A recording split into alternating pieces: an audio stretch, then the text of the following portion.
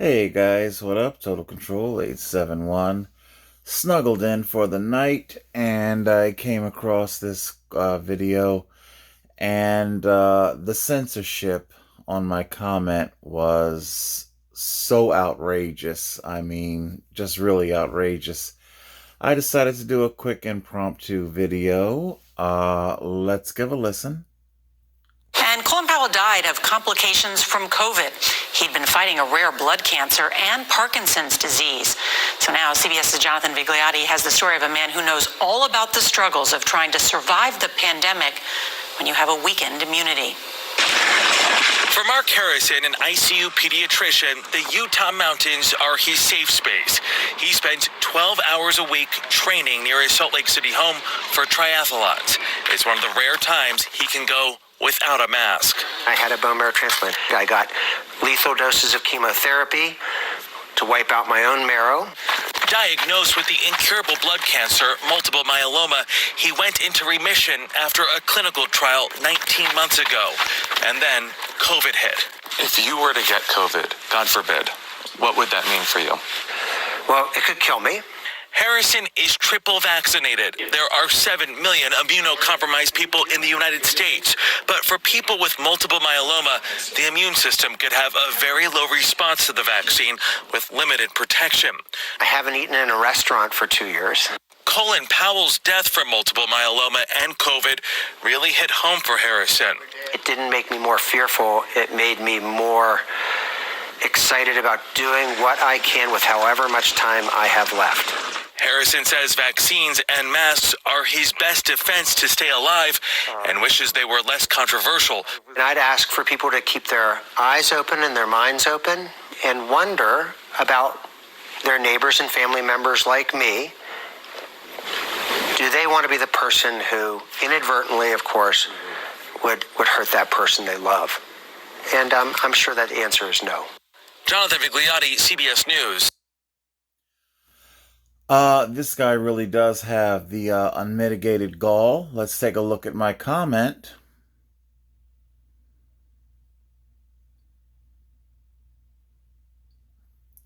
Okay. And it reads, this guy really has the nerve demanding people suffocate their face and take experimental injections while he is actively risking his own life with triathlon competition. Now, for some of you who know me from my YouTube cycling advocacy, you know that whenever I take to the road, on my bicycle, I'm accepting all of the risk that come along with it. True, I expect all the road users to obey the laws of the road, but the reality is that there's always going to be risk. Okay, so this guy, he is actively risking his own life with triathlon competition. Google Australian cyclist Mike Hall. He, like so many cyclists, was killed by a truck while participating in a ride across Australia. This man is willing to accept the risk associated with being a triathlon athlete, then he should be willing to accept the risk of living in a world where normal people go about their everyday life without suffocating their face or constantly injecting themselves with experimental compounds.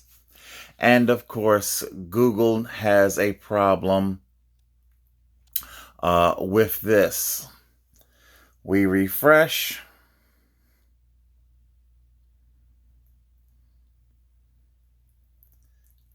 Let's see if that, hopefully it won't start playing. Refresh and come down to the comments. And sure enough, our comment is gone. Okay. You're not allowed to apparently say this. It was a very accurate criticism.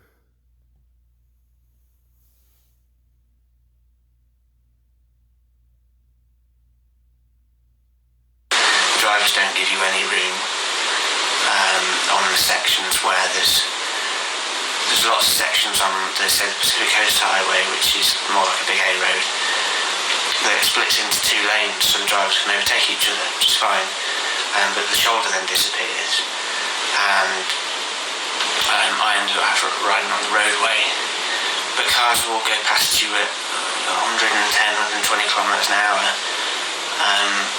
leaving you about a foot gap, and there's a whole other lane free. It's crazy. And then when you look over your shoulder, which I tended to start doing, you look at every car that comes by, and when you look at them, they move over like they're being a good driver. But you turn your back on them, and they'll be flashing past. Their wing mirror will be going under your elbow. And there's a few times I've just pulled over at the side of the road because it's getting too stressful. And I'm glad that part of it's over. Actually, it's been some of the worst driving with regards to safety that I've seen, because in India the closing speeds are much lower. They do some daft things, but it's not with the high speed and the lack of chance that you get here.